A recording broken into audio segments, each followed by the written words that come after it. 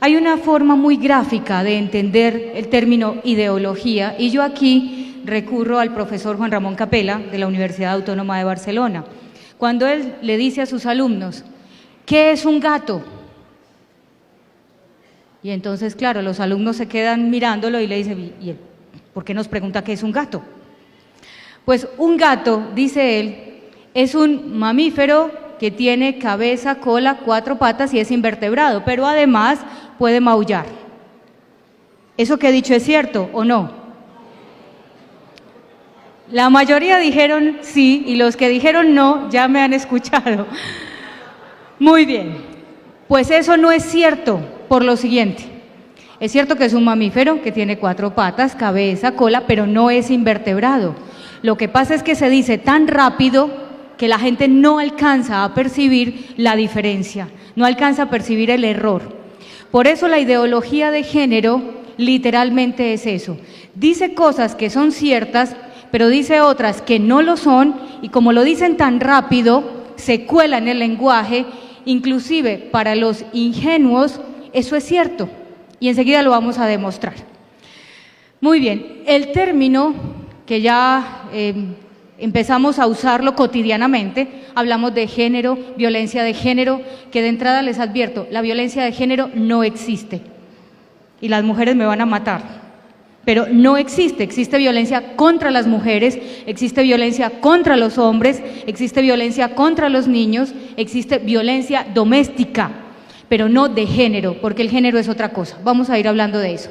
La palabra género empieza a utilizarse por primera vez en la historia con un médico de la Universidad Johns Hopkins de Baltimore en Estados Unidos.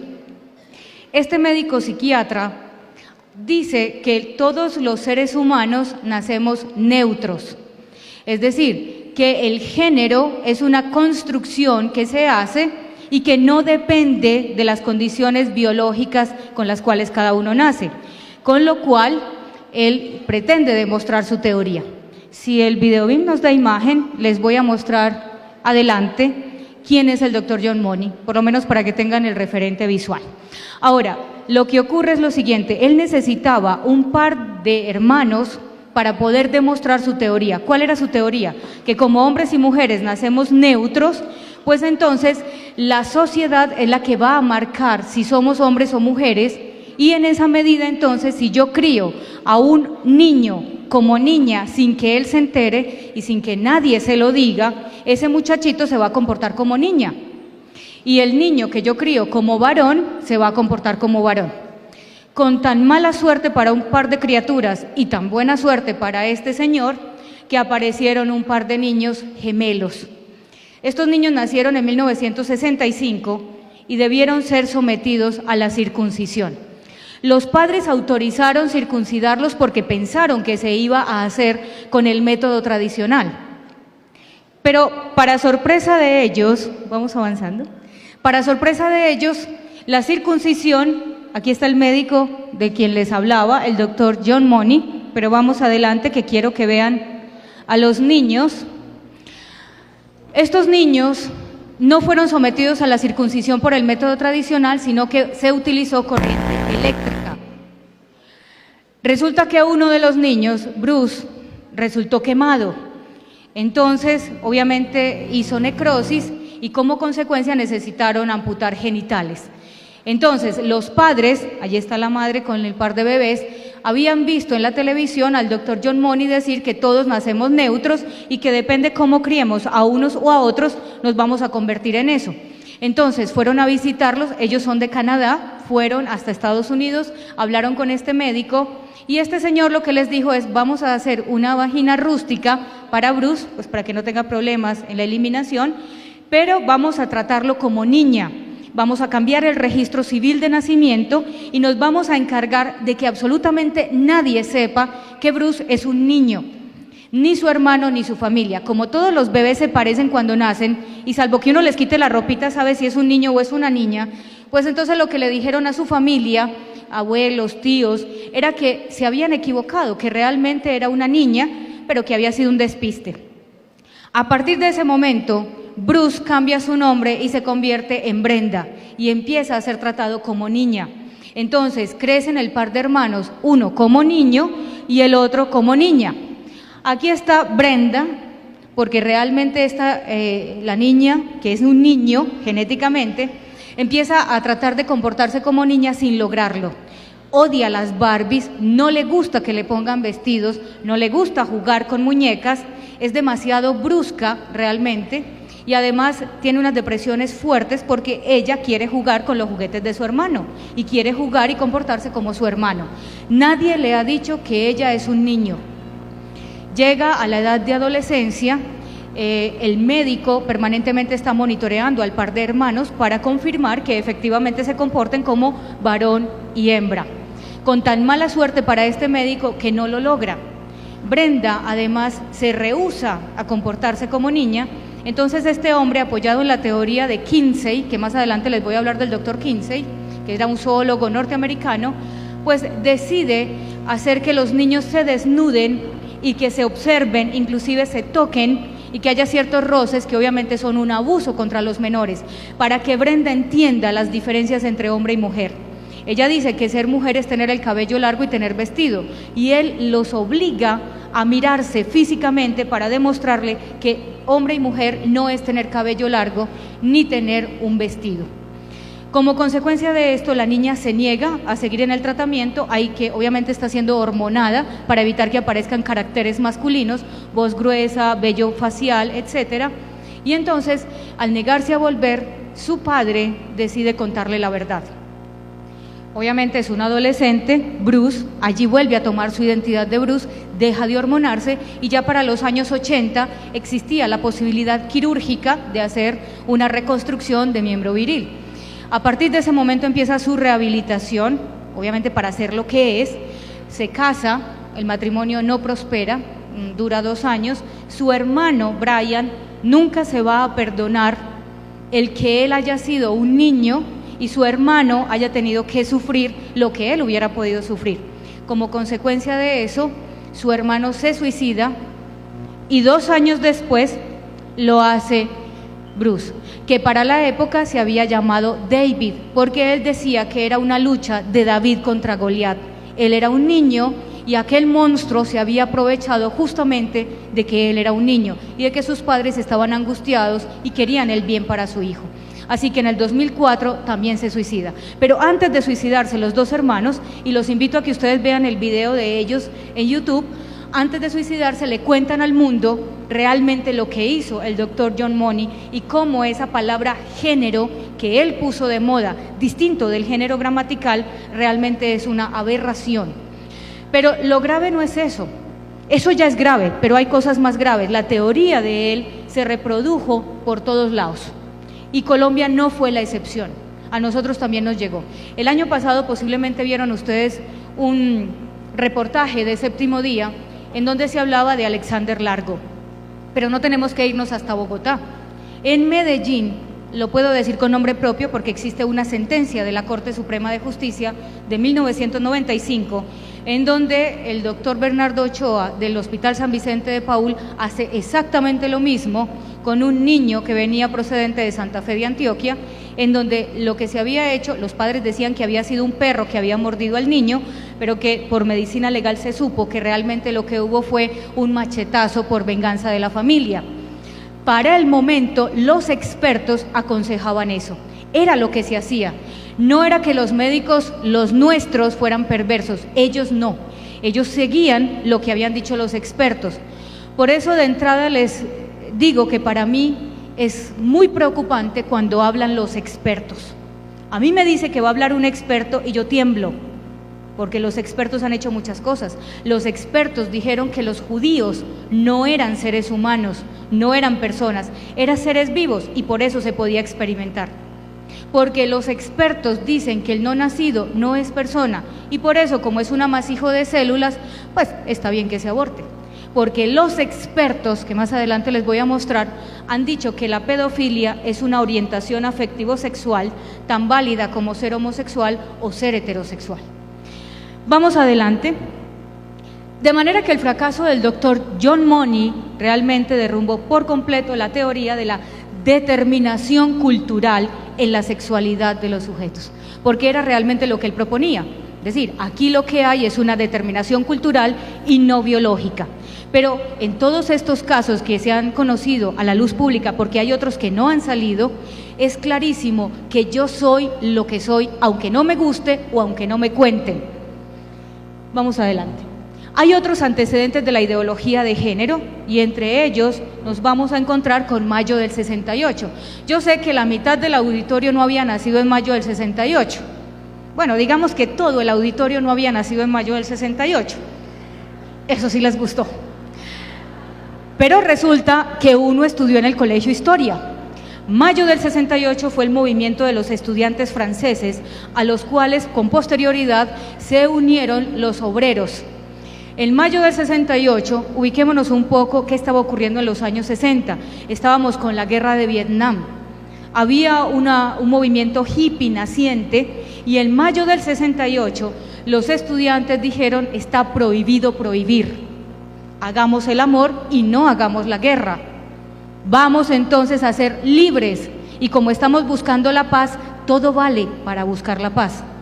Entonces allí ya teníamos dos antecedentes, en el año 65 con el doctor Moni y luego viene mayo del 68 a reforzarlo. Pero no se queda allí, tenemos otras personas que son justamente estas dos personas que vemos acá, Wilhelm Reich y Herbert Marcuse, que son los llamados ideólogos de la revolución sexual. Y este par de personajes lo que decían es que el marxismo, ellos se apoyan en la tesis de Marx, de Engels y de Freud. Y lo que dicen es lo siguiente: el marxismo fracasó porque el marxismo lo que buscaba era evitar la lucha de clases entre burgueses y obreros, y esa lucha de clases debía haberse terminado si eliminábamos la propiedad privada y si eliminábamos la religión. Como no lo lograron, entonces siguieron las brechas entre unos y otros. Herbert Marcuse y Wilhelm Reich dicen que van a trasladar esa teoría a la sexualidad. Y entonces dicen que la lucha ya no es lucha de clases, sino lucha de sexos, entre hombres y mujeres. Y que las mujeres hemos sido el sexo oprimido por los varones y que la opresión empieza en el momento del matrimonio monógamo. Si eso no ocurriera, nosotras seríamos iguales a ellos. Y que una manera también de lograr esa igualdad es justamente liberándonos sexualmente. Que las mujeres puedan tener relaciones sexuales con quien quiera, cuando quiera y como quiera, separándola completamente de la procreación, porque así como los hombres tienen placer, las mujeres también tenemos derecho a ello, y en consecuencia cuando estamos en prohibido prohibir, y como venimos hablando de género, pues entonces la liberación sexual es una realidad, y sería el paso fundamental para hacernos realmente iguales a los hombres. Vamos adelante. Aparecen también los estructuralistas, de Jacques Derrida y Michel Foucault, dos de los grandes representantes franceses de los años 80. Ellos promueven algo que se llama la deconstrucción.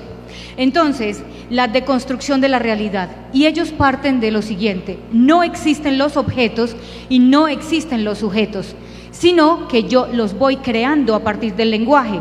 Por lo tanto, estas no son flores, aunque todos vean flores, porque yo puedo decir que son, por ejemplo, calcetines. Luego, la realidad no existe y yo la construyo. Y las sociedades son las que van dando el contenido semántico a las palabras. Y en la medida en que la sociedad cambie, pues también las cosas cambian y el sentido de las palabras.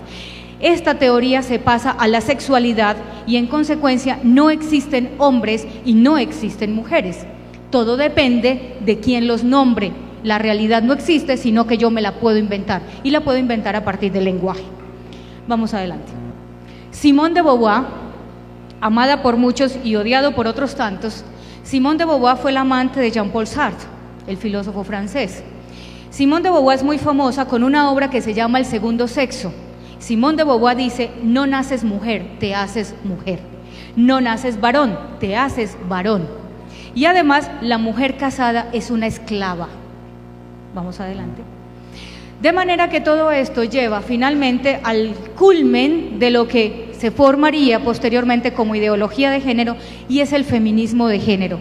Feminismo no es sinónimo de ideología, aunque el mismo feminismo en sí tiene algo de ideología. Me explico. El feminismo ha tenido 3 olas grandes, obviamente ha habido unos intermedios. El primer feminismo, que fue llamado el feminismo de equidad, el de aquellas mujeres que luchaban por la igualdad de oportunidades, que tengamos la posibilidad de ir a las mismas universidades, que tengamos la posibilidad de incursionar en el mercado laboral, que tengamos la posibilidad de votar igual que los hombres. Pero en ningún momento ese feminismo de equidad veía al hombre como enemigo, al contrario, lo que veía era como su compañero y la posibilidad de avanzar juntos. De hecho, algo que le molesta muchísimo a las feministas de género es cuando uno les recuerda que estas feministas de equidad, que muchas de ellas perdieron la vida buscando igualdad de oportunidades, lo primero que dijeron es el aborto no. Justamente porque somos mujeres, el aborto no. Porque esa es la mayor agresión de los hombres contra las mujeres.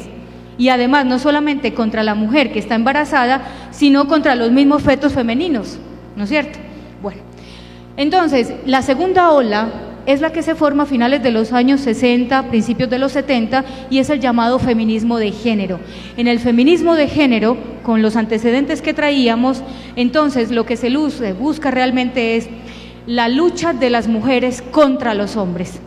Y por eso hoy en día los hombres son los que están siendo realmente discriminados. Más adelante vamos a ver ejemplos.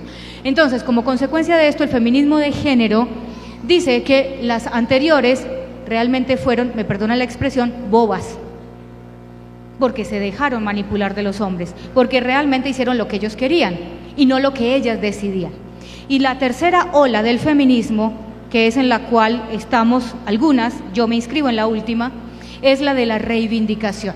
La reivindicación es igualdad de oportunidades, no mirar al hombre como el enemigo, sino como el compañero, el coequipero, pero además la posibilidad de compaginar la maternidad con lo profesional, con la actividad profesional y laboral, no excluirla. La ideología de género, en cambio, lo que busca es alejar a las mujeres de la maternidad y decirles eso es malo, la mujer que se embaraza es bruta y además sigue aumentando los cordones de dominación. Vamos adelante. El término ideología de género o feminismo de género se lo debemos a Christina Hobbs Sommers. Tiene un libro que se llama ¿Quién se robó el feminismo? Y en ese libro ella habla de feminismo de género para diferenciarlo del feminismo de equidad. Entonces, Christina Hobbs Sommers hace la diferencia entre el feminismo de equidad y el feminismo de género. Y ella dice lo siguiente: el objetivo del feminismo de equidad es la igualdad entre el hombre y la mujer, conseguir esas oportunidades laborales, económicas, de todo nivel, político y sociales. Mientras que el feminismo de género lo que busca es desaparecer la propia diferencia de los sexos. Entonces, en el feminismo de género ya no vamos a hablar de hombres y mujeres, sino que hablamos de género. Y el género yo me lo construyo. Vamos adelante. ¿Qué es entonces el género? Y lo vamos a ver de la mano de las autoras de género más representativas. Vamos adelante. Aquí está Judith Butler, una de las mujeres más importantes en este momento en Estados Unidos, al lado de otras, pero Judith Butler y Heidi Harman, que la vamos a conocer más adelante. Judith Butler hace textualmente la siguiente referencia: el género es una construcción cultural, por consiguiente no es ni resultado causal del sexo, ni tan aparentemente fijo como el sexo. El género es una construcción radicalmente diferente del sexo. Por eso, mis queridos amigos, y no se sientan ofendidas las mujeres, porque yo no hablo de ellas y ellos, yo hablo de ellos porque el auditorio es múltiple, pues resulta que por eso decir violencia de género y uno imaginarse que son mujeres es mentira, porque los hombres también son víctimas de violencia. Y de hecho, déjenme contarles que desde mi experiencia en el derecho puedo asegurarles que cuando una mujer agrede a un hombre es 3 veces más violenta y más agresiva que un hombre. Pero los hombres no se atreven a denunciar, salvo el caso que tuvimos alguna vez en el consultorio jurídico, que fue un señor que llegó con un planchazo en la cara. Obviamente lo desfiguraron. Y claro, lo conocimos realmente porque la señora parece como si fuera la víctima. Cuando veo al señor y le veo la marca de la plancha en la cara, supe quién era realmente la víctima. Bueno, De manera que hombre y masculino podrían significar tanto un cuerpo de varón como un cuerpo de mujer. Femenino y mujer o femenina, pues significaría tanto una mujer como un hombre. Eso es lo que dice Judith Butler. Vamos adelante. Bella Abzug, que además fue congresista de los Estados Unidos, logró grandes reivindicaciones para las mujeres, pero en cierta etapa de su vida se contagia también de las feministas de género y le apunta también al tema de género. Y ella considera que género ahora se diferencia de la palabra sexo, para expresar la realidad de que la situación y los roles de la mujer y del hombre son construcciones sociales sujetas a cambio. Claro, si yo hablo de roles, el rol es algo que yo puedo cambiar. En una representación de teatro yo hago el rol de buena y luego hago el rol de malo. Por eso yo no puedo decir que María tiene el rol de mujer y que Pedro tiene el rol de varón, porque eso significa que son intercambiables. Luego María querrá tener el rol de Juan y Pedro el rol de María. Vamos adelante. Shulamit Firestone, que además fue muy famosa en los años 70 y además es una gran amiga y gran aliada, gracias, del incesto. Ella promueve el incesto, le parece que está muy bien, que de hecho nosotros somos los que estamos mal, porque el incesto no tiene ningún problema. Pero Shulamit Firestone dice lo siguiente: hay 3 puntos claves en los que tenemos que entrar. Primero, la absoluta revolución sexual de clases, no solamente a través de la eliminación del privilegio masculino, sino eliminando la misma distinción del sexo. Eso sería lo máximo. Segundo, el absoluto control de la reproducción de la mujer. ¿Se les hace familiar aquel eslogan, mi cuerpo es mío y yo decido?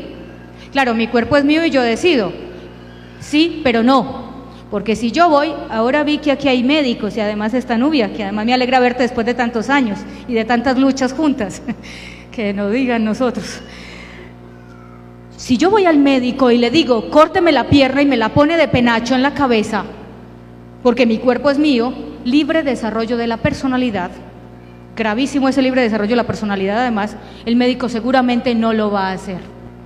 Entonces, ¿por qué el médico, si no hace eso con mi cuerpo, por qué cuando yo voy y le digo, voy a abortar, el médico dice sí? Si es que ya no es solo mi cuerpo, es que allí hay un tú en ti. Y eso es fácil saberlo. Inclusive antes de que uno se entere que está en embarazo, una prueba de sangre, una prueba de orina y además algo más sofisticado a lo que los invito a leer, la doctora Natalia López Moratalla, doctora en bioquímica de la Universidad de Navarra. Natalia López Moratalla muestra cómo en el cerebro ya hay una alerta cuando una mujer está embarazada, antes de que ella misma se entere. De manera que es clarísimo, y si todavía quedan dudas, si yo hago una prueba de ADN, ese ADN es completamente distinto al de la mamá y el papá. De manera que es clarísimo que allí hay un otro. Entonces no es cierto que yo sobre mi cuerpo hago todo lo que quiera, no es cierto. Muy bien, la total liberación sexual, porque para ella es muy importante la liberación sexual, de hecho es de la corriente de la revolución sexual que proponían Wilhelm Reich y Herbert Marcuse. Incluye el derecho absoluto del individuo a tener relaciones sexuales con otros individuos, sin importar la edad, es decir, pedofilia, el número de personas, el estado civil o las relaciones familiares, incesto o de género. Vamos adelante. De manera que por lo menos si esta frase se les queda, yo quedo ya contenta. Género no es igual a sexo, son 2 cosas completamente distintas. Hay unos elementos constitutivos de género que plantea el doctor Jorge Escala. Primero, no tiene ninguna relación con el sexo. Ya vimos que las mismas ideólogas de género lo han dicho, género no tiene nada que ver con sexo. Segundo, es una construcción cultural, social y de la razón humana, con lo cual yo me puedo inventar mi género. Hoy soy mujer, mañana soy hombre, pasado mañana soy pansexual, más adelante soy neutra, más adelante soy drag king o drag queen o lo que quiera que sea. Veo unas caras de sorpresa. Mis estimados, tenemos identificados más de 20 géneros y siguen sumando. Por eso cuando uno encuentra un formulario donde le dicen género y le ponen hombre, mujer, de entrada uno diría, yo no tengo género. Yo tengo sexo femenino o masculino, porque si vamos a ser incluyente, pues pónganme los 20 géneros y que sigan sumando. Bueno, tercero, esa construcción no tiene límites de ningún tipo, es decir, se realiza con autonomía absoluta. Y finalmente, el género es tan decisivo que crea la propia naturaleza, porque justamente viene con los antecedentes que ya veíamos. Aquí está la persona que identificó los más de 20 géneros porque está buscando ser incluyentes. Ahora tenemos un serio problema desde el punto de vista jurídico, político y luego se ve reflejado en lo jurídico. Y es que queremos ser muy incluyentes y no discriminar. Y realmente lo que estamos siendo es excluyentes y discriminando. Entonces, esta mujer que defiende los derechos humanos en Australia ha identificado 20 géneros y sigue sumando. Vamos adelante y les voy a contar cuáles son. Transgénero, transexual, intersexual, andrógeno, agénero, crossdresser, drag king, drag queen, gender fluid, gender queer, intergender, neutro, pansexual, pangénero, tercer sexo. Pero además, ella menciona que entre los aborígenes australianos y los nativos de las islas Torres Strait están los sister girl y los brother boy. En la diapositiva hay un ejemplo de los sister girl. ¿Qué dice ellos? Si ellos tienen relaciones sexuales, siendo un sister girl, o sea, un hombre-mujer, un hombre que se cree mujer, y tiene relaciones sexuales con un varón, allí no es homosexual, eso está muy bien. Si tiene relaciones con una mujer, está muy bien, pero si tiene relaciones con otro de ellos, entonces es homosexual y no vale. Vamos adelante. Pero además, el primer neutro jurídicamente reconocido en la historia de la humanidad. Norrie Welby es un hombre. Cuando tenía 28 años decidió cambiarse de fisonomía. Yo no digo cambio de sexo, porque hasta ahora, y los médicos que ahí me pueden corregir, hasta ahora es imposible cambiar los cromosomas que nos hacen ser hombres o mujeres. Yo soy mujer porque tengo cromosoma XX. El padre es varón porque tiene cromosoma XY. Así de sencillo. ¿Qué tengo que hacer para aparentar ser el otro sexo? Aparentar, no ser. Tengo que hormonarme, tengo que someterme a cirugías. Y entonces, si yo dejo de hormonarme, vuelvo a ser lo que soy. Norrie lo que hizo fue someterse a una cirugía en donde se puso silicona y empezó a hormonarse. Los transexuales reciben una inyección de hormonas 2 veces al mes. Obviamente en el caso de los hombres, pues reciben hormona femenina y en el caso de las mujeres reciben hormona masculina, testosterona, 2 veces al mes. Norrie empieza entonces a sentirse mujer, pero resulta que con el tiempo decide que ya no es ni hombre ni es mujer y en el 2010 le hace la solicitud al Estado australiano para que lo reconozca como persona de sexo neutro, es decir, ni hombre ni mujer, y que en su documento de identidad aparezca como sexo neutro o no identificado. Lo grave no es que uno pida, uno puede pedir lo que quiera, lo grave es que se lo concedan, y el Estado australiano dijo que Norrie Welby es un neutro. Dejó de hormonarse y esta es la apariencia que tiene en este momento. Vamos adelante. Kim Petras. Aquí veo la cara de algunos caballeros. Está linda la niña, ¿no? Lo que pasa es que no es una niña, es un niño. Kim Petras es muy famoso por 2 razones. Primero, porque es el transexual más joven de la historia. Y además porque es un excelente cantante. De hecho, es uno de los cantantes que siguen en este momento más los jóvenes europeos. Es de origen alemán, nació como niño, a los 7 años decidió que quería ser niña y entonces empieza a usar prendas de su hermana debajo de las prendas que tiene que llevar al colegio, porque quería ser niña. A los 12 años empieza a hormonarse con autorización de sus padres, porque tenía miedo de que aparecieran caracteres masculinos.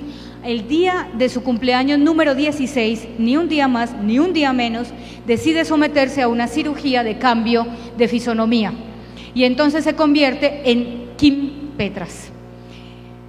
Obviamente es el transexual más joven de la historia. En la legislación alemana, para hacer el cambio de fisonomía, o como se conoce, cambio de sexo, yo prefiero hablar de cambio de fisonomía, pues se necesita tener por lo menos 16 años cumplidos.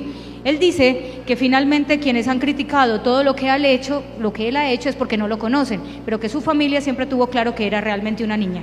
Vamos adelante.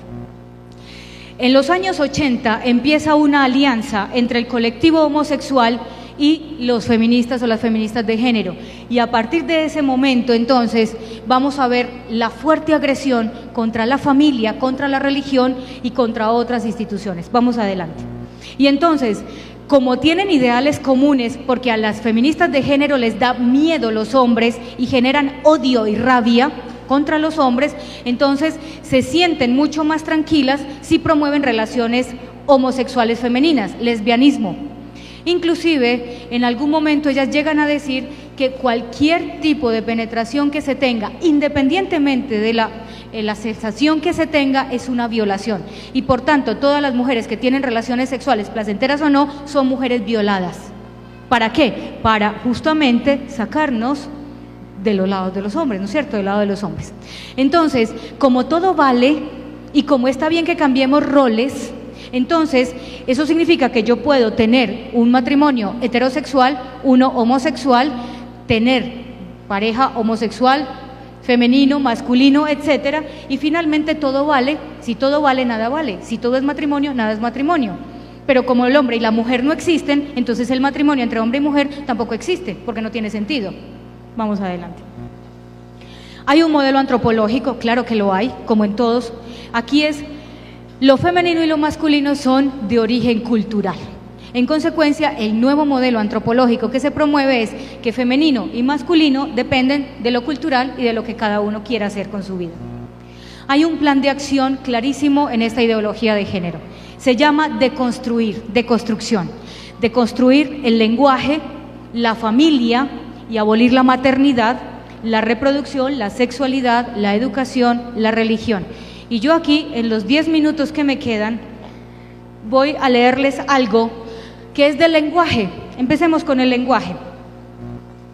Hay que cambiar el significado de las palabras. Antes uno le preguntaba a los amigos, ¿qué hubo de tu novia? ¿Qué hubo de tu marido? ¿Qué hubo de tu novia? ¿Qué hubo de tu mujer? Ahora pregunta, ¿qué hubo de tu pareja? Porque tiene miedo de que el otro le diga, no tengo novia. No hace mucho uno de mis colegas, le dije yo, uy, ¿cómo estás de lindo? Te hiciste un bypass y quedaste muy bien. Yo me imagino que las mujeres te están cayendo encima y me dicen, no, yo tengo novio. Y yo me le he quedado mirando y yo, perdón, sí, yo tengo novio. Entonces ya uno no pregunta por su novia o por su novio porque tiene miedo de quedar mal. Les leo esto que es muy corto. La abogada o la abogado, la arquitecta o la arquitecto. ¿Cómo y por qué se debe decir la señora presidente, no presidenta? En español, el plural en masculino implica ambos géneros gramaticales. Así que al dirigirse al público no es necesario ni correcto decir mexicanos y mexicanas, chiquillos y chiquillas, niños y niñas, panameños y panameñas, hermanos y hermanas.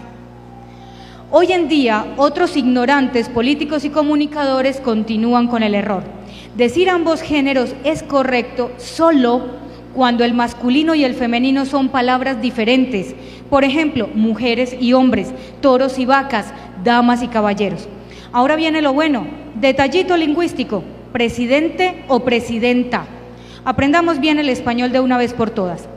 En español existen los principios activos como derivados verbales, como por ejemplo, el participio activo del verbo atacar es atacante, el de sufrir es sufriente, el de cantar es cantante, el de existir, existente. ¿Cuál es el participio activo del verbo ser? El participio activo del verbo ser es ente, el que es el ente, tiene entidad. Por esta razón, cuando queremos nombrar a la persona que denota capacidad de ejercer la acción que expresa el verbo, se le agrega la terminación ente. Por lo tanto, a la persona que preside se le dice presidente, no presidenta, independientemente de su género. Por lo tanto, se dice capilla ardiente, no ardienta, se dice estudiante, no estudianta, se dice adolescente, no adolescenta, se dice paciente, no pacienta, se dice comerciante, no comercianta. La señora Cristina Fernández de Kirchner para aquellos que andan atrasados de noticias, es la actual presidente de Argentina. Aquí no solo se hace un mal uso del lenguaje por motivos ideológicos, sino por ignorancia de la gramática de la lengua española. Y ahora en Venezuela, con el socialismo, también el presidente que tienen hace uso de estas barbaridades. Un mal ejemplo sería: la pacienta era una estudianta adolescenta, sufrienta, representanta e integranta independiente de las cantantas, y también atacanta, y la velaron en la capilla ardienta, ahí existenta. Qué mal suena ahora, ¿no? Es siempre bueno aprender de qué y cómo estamos hablando. Caso contrario en Chile, donde lo aplican bien. La señora Bachelet era la presidente. Por eso, cuando hablamos de niños y niñas, para no excluir a nadie, hermanos y hermanas, señoras y señores, miren, el discurso se vuelve tan cansón que uno termina en otro planeta y desconcentrado completamente. Es una invitación un poco a la gramática.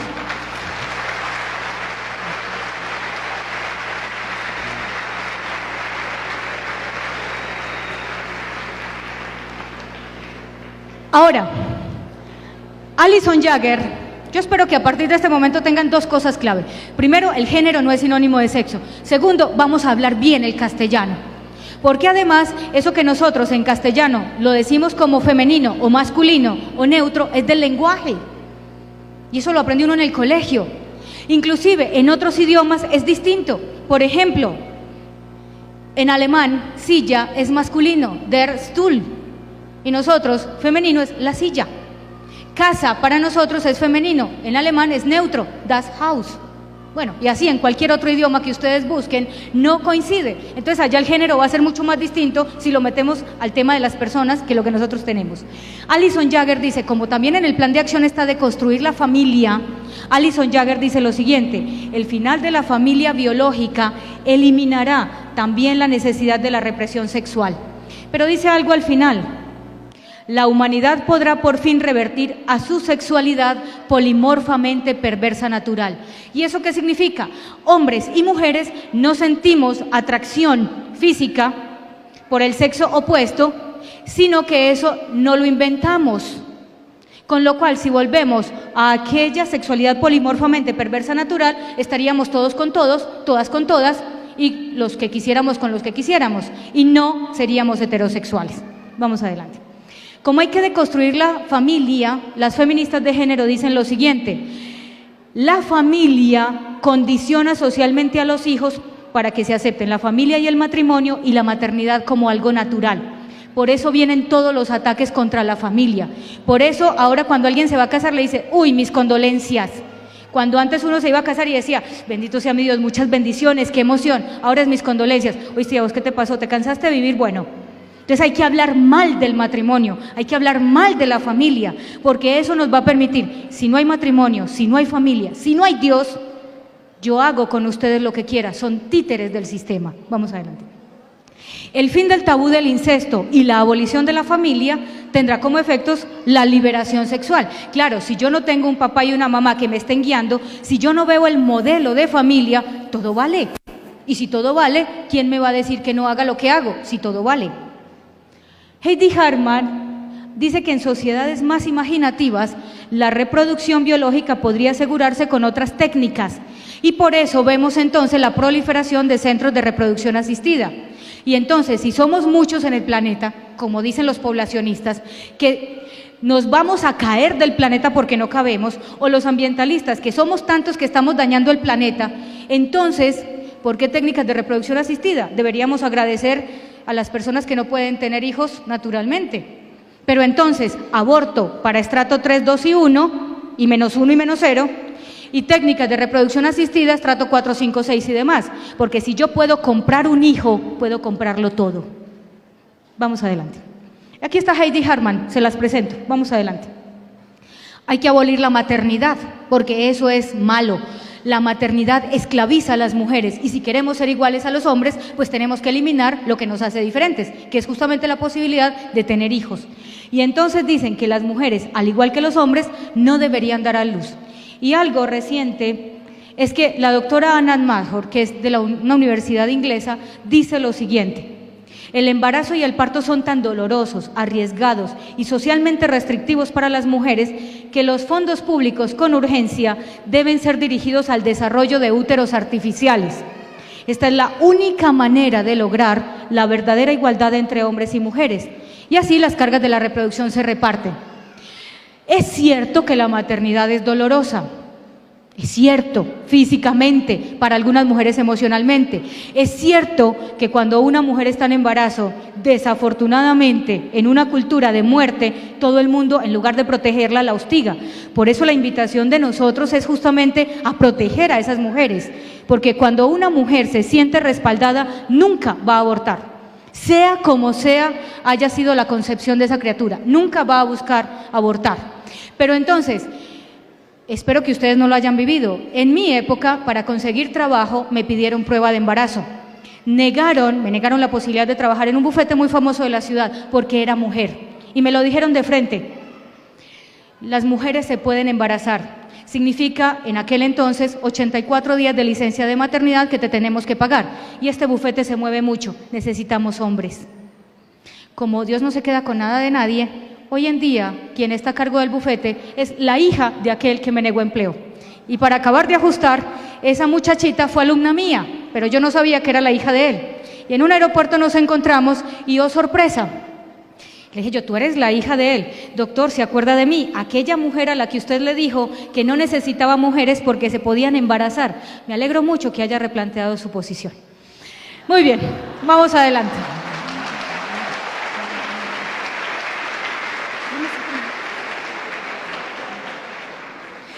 Esta es Anna Smadhor, la persona que dice de los úteros artificiales. Por eso les decía que la ideología de género es muy peligrosa, porque dice cosas que son ciertas, pero mete cosas que no lo son. Y es justamente allí donde viene el peligro. Esta es la mujer que está promoviendo que con dineros públicos se creen úteros artificiales. Si no lo han leído, se los recomiendo para vacaciones. Se llama Un mundo feliz de Aldous Huxley. Un mundo feliz. Y allí se crean estos úteros artificiales, son máquinas que van a tener temperatura del cuerpo, van a tener líquidos y nutrientes. Y en un computador, déjenme decirle que esto ya no es ciencia ficción, ya nacieron los primeros ratones, es decir, mamíferos igual a nosotros, nacieron vivos. Igual que le dicen a uno cuando está en embarazo, sobre la barriguita, ábrele al bebé, póngale música, no sé qué, pues lo van a hacer allí. Claro, imagínense ustedes, ya nacieron ratones, yo no sé qué va a pasar con los humanos. La ciencia ficción no existe. Cuando el ser humano nombra algo, ya lo creó. Vamos adelante. Es una aliada, la ideología de género del informe Kissinger, que es horaria para otra conferencia, y aquí me van a matar porque pedí 5 minutos, de los cuales creo que ya van 2.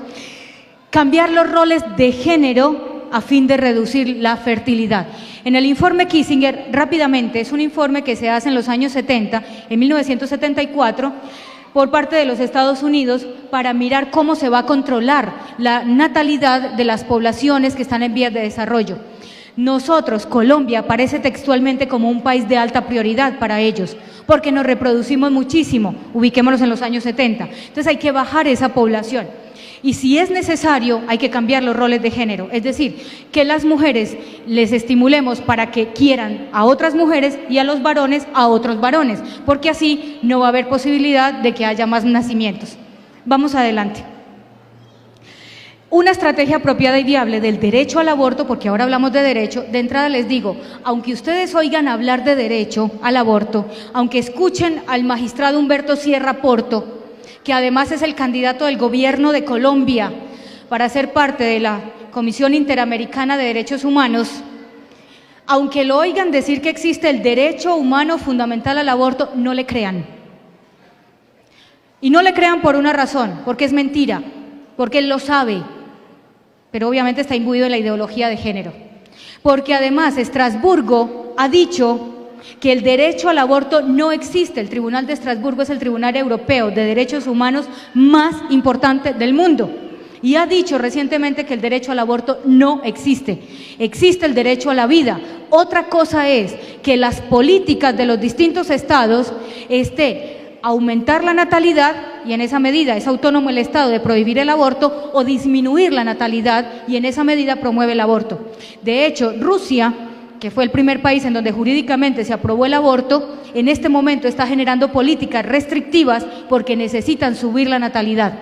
En China, donde solamente se permite tener un hijo, salvo que sean gemelos o que el primer hijo haya sido mujer, allí si yo quedo en embarazo y tengo otro niño, otra niña, necesariamente viene la policía del Estado y me obliga a abortar.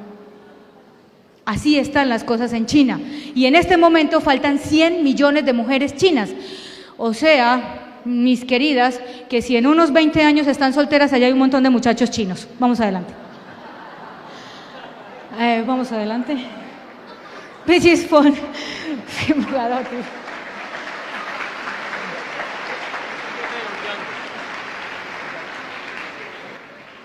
Como hay que deconstruir la educación, entonces hay que empezar también a cambiar el lenguaje en la educación y hay que cambiar los textos para que ya no hablemos de sexo específico, sino sexo genérico.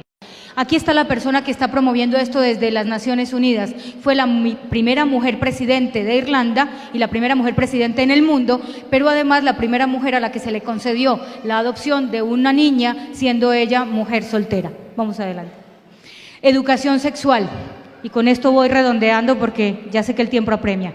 Uno de los derechos esenciales de los niños es el de expresarse a sí mismos sexualmente, probablemente entre ellos en un principio, pero también con adultos. Por eso ahora vemos los famosos programas de educación sexual del gobierno, que realmente son educación para la genitalidad y poco de sexualidad realmente. Pero aquí está el creador de esta idea, Kinsey. Vamos adelante. Kinsey afirma, está comprobado que los contactos humanos con animales de otras especies han sido conocidos desde los albores de la historia y no son infrecuentes en nuestra propia cultura, por lo que hay que considerarlos como naturales. Vamos adelante. Según Kinsey, los niños son sexuales desde el nacimiento y por tanto son capaces de tener relaciones sexuales a cualquier edad y merecedores de ellas como los adultos, y la sociedad debería reflejarlo alterando sus códigos morales. O sea, somos nosotros los que estamos equivocados.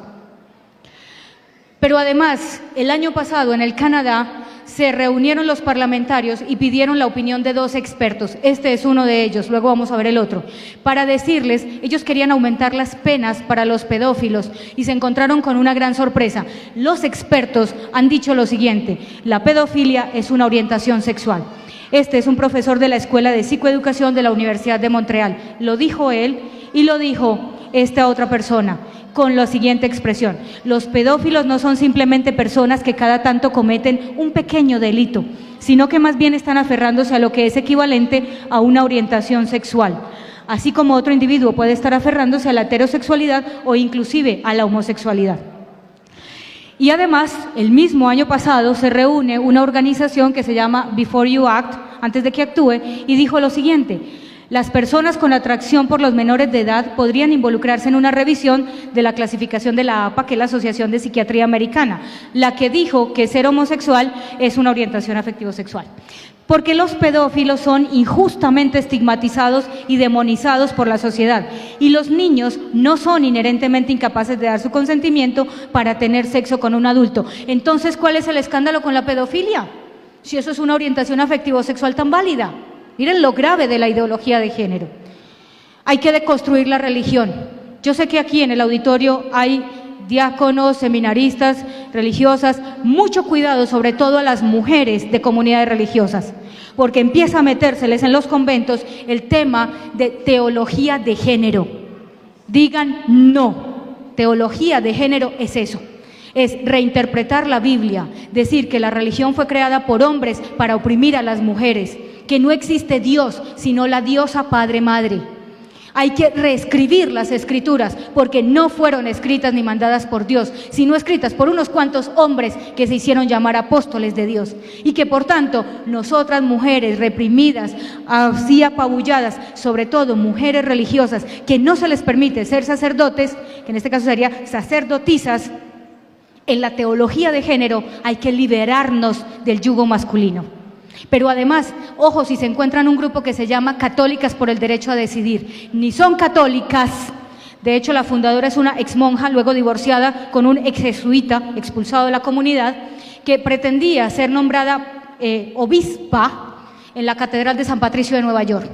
Y ellas, con Biblia en mano, le dicen a uno, el aborto estaba permitido desde los tiempos inmemorables, pero son los hombres de la iglesia machistas los que no han sabido interpretar las escrituras y por eso nos obligan a las mujeres a cargar con un embarazo y por eso no quieren que los hombres se casen si son sacerdotes y por eso no quieren que las mujeres se ordenen. Esas son católicas por el derecho a decidir. Vamos adelante, para ir terminando. ¿Cómo se propaga? Con el transbordo ideológico inadvertido. Si yo empiezo a que las niñas se vistan con prendas neutras, igual los niños, a que empecemos a hablar de género, empecemos a hablar de cosas que no son y a que creamos que eso es la realidad y además lo adorno con colores, yo en el inconsciente voy generando el caldo de cultivo para eso.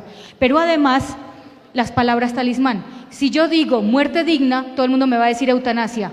Muerte digna no es eutanasia, es todo lo contrario, es ortotanasia. Es decir, cuidados paliativos, ayudar que no haya dolor, que no haya malestar, pero como nos han dicho que muerte digna es sinónimo de eutanasia, salimos como loros adoctrinados a decir muerte digna, eutanasia.